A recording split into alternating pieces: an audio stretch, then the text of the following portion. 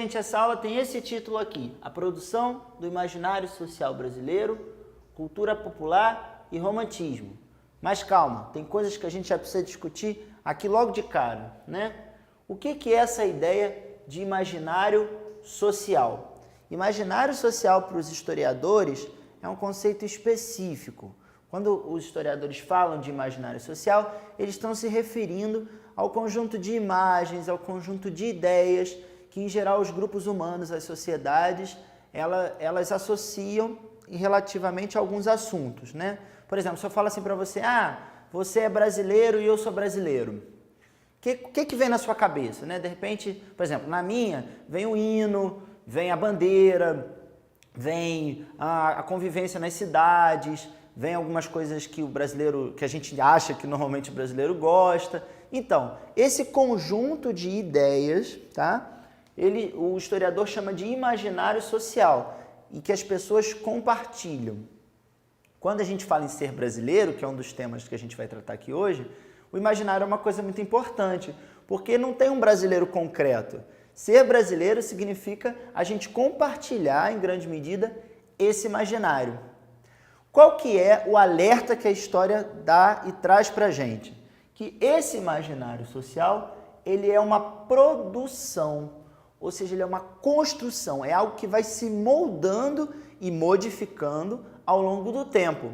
Então a gente tem que estar muito atento a essa produção, dessas imagens e desses sentimentos, porque para melhor compreender a evolução histórica brasileira. No caso aqui, a gente vai dar maior ênfase à cultura popular e ao romantismo, que foram dois elementos muito fortes da construção desse imaginário durante o Segundo Reinado. Mas a gente também vai falar de algumas ações oficiais, ou seja, algumas coisas que o governo fez no sentido de contribuir para essa construção. Já de cara, eu quero que você tenha em mente que essa ideia que a gente tem de brasileiro, ela foi isso, ela foi uma produção, uma construção que vai se sedimentando, vai se construindo ao longo do tempo e que teve um tipo de contribuição específica durante o Império que a gente vai falar agora. Então eu fiz um esquema, né, falando que esse imaginário social brasileiro e essa identidade nacional, ou seja, esse sentir-se brasileiro, você olhar para outro brasileiro e se identificar com ele, achar que você tem alguma coisa de igual, tá? Ele foi bastante reforçado no Brasil do século XIX, em pelo menos 3 aspectos importantes: a cultura popular, as iniciativas oficiais e a cultura letrada. Vamos discutir agora mais de perto cada um desses. Quando eu falo que durante o século XIX teve uma valorização da cultura popular, estou dizendo aqui da formação de uma cultura oral brasileira, uma referência a folclore, a costumes, a festas em geral de expressão religiosa, que as pessoas no campo e na cidade começam a compartilhar e a entenderem como típicas, como representativas do Brasil. Todo mundo no primário, a gente conhece, né, algumas lendas do folclore brasileiro, por exemplo, algumas referências.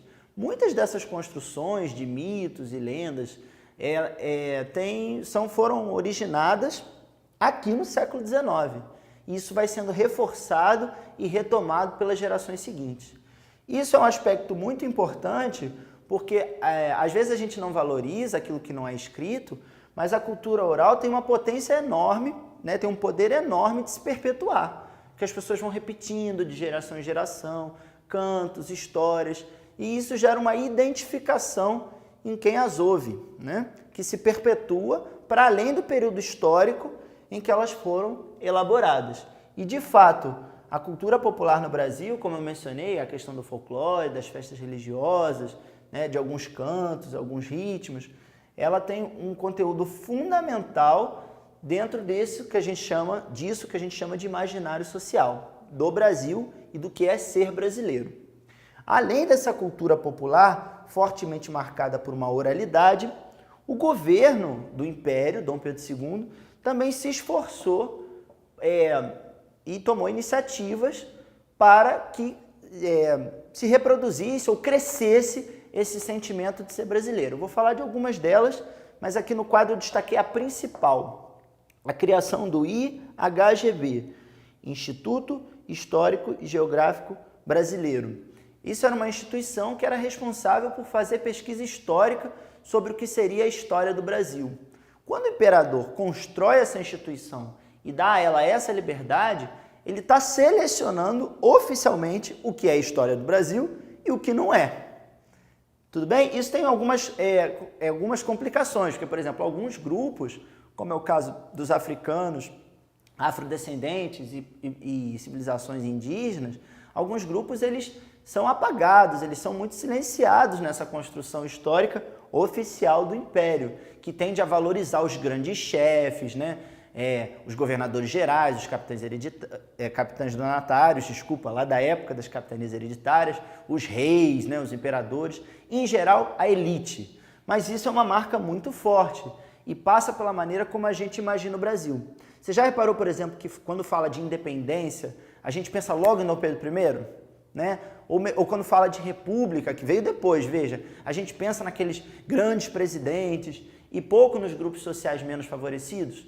Isso é uma construção de imaginário social que ganha uma força muito grande aqui no governo de Dom Pedro II. Outra medida importante foi o esforço oficial para a criação de escolas primárias, que ainda que não atingisse toda a população brasileira, atingiu um grupo importante, né? Um grupo relevante da sociedade. Por que a escola primária tem essa relação com o imaginário social? Porque é nessa primeira escola, nessa primeira infância, que a gente aprende alguns dos símbolos que fazem a gente se sentir brasileiro, né? Hoje em dia, por exemplo, o hino, né? A bandeira, mas também a língua portuguesa, né? Que é um elemento que está ligado à formação do Brasil. Então, esse investimento do imperador também mostra uma iniciativa oficial no sentido de fortalecer um imaginário e uma identidade nacional. O imperador chegou a criar o Colégio Pedro II, também com essa iniciativa de educação, sempre se voltando à construção desse o que é ser brasileiro e destacando a autoridade e a figura do imperador como representativo desse povo. Um outro elemento dessa construção de imaginário, além da oralidade e além das iniciativas oficiais, está na cultura letrada da época. A elite do período produz uma literatura que ficaria conhecida como romantismo no Brasil, onde existe um forte enfrentamento da questão da identidade nacional, ou seja, os românticos, romântico aqui não é de amor romântico não, né? A ideia é que tem o estilo do romantismo. Eles tinham uma preocupação em falar dessa terra brasileira, em falar das características desse local, onde essa sociedade vive. Né? Alguns dos versos dos poetas românticos dessa época, eles continuam até hoje. E a ideia é a construção de um imaginário de um Brasil rico em belezas naturais. Né? Por exemplo, para falar um pouquinho desses versos, né? Tem um que talvez você já tenha ouvido falar: minha terra tem palmeiras onde canta o sabiá, e as aves que aqui gorjeiam, não gorjeiam como lá. Gonçalves Dias. É uma referência à construção de um Brasil que é associado à riqueza da natureza, né? Existe uma valorização da figura do indígena, um indígena bastante idealizado, porque na prática o indígena sofria com as políticas de extermínio e assimilação do império. Mas lá na literatura, essa romântica que procurava imaginar esse brasileiro ideal, aparecia o indígena como figura que originalmente estava nessa terra. Normalmente tem uma construção de um indígena inocente, doce, ligado à natureza. Essa construção de Brasil, que se você reparar ainda é bem presente nos dias de hoje, ela foi muito reforçada no século XIX. Então, para encerrar essa discussão, o nosso objetivo hoje era que você percebesse que a ideia de nacionalidade, a ideia do Brasil, do que é o Brasil, o que é ser brasileiro, ela não é uma coisa natural, não é porque você nasce em determinado lugar que você vai se sentir pertencente àquele lugar. Isso é uma construção histórica que é reiterada ao longo do tempo. No caso específico do Segundo Reinado, isso foi feito com reforço da cultura popular, de iniciativas oficiais por parte do Império e também por parte de uma elite letrada, que, como era inspirada no romantismo, estava buscando entender e construir uma nacionalidade própria e a ideia do que era ser brasileiro. Espero que vocês tenham gostado da reflexão. Até uma próxima.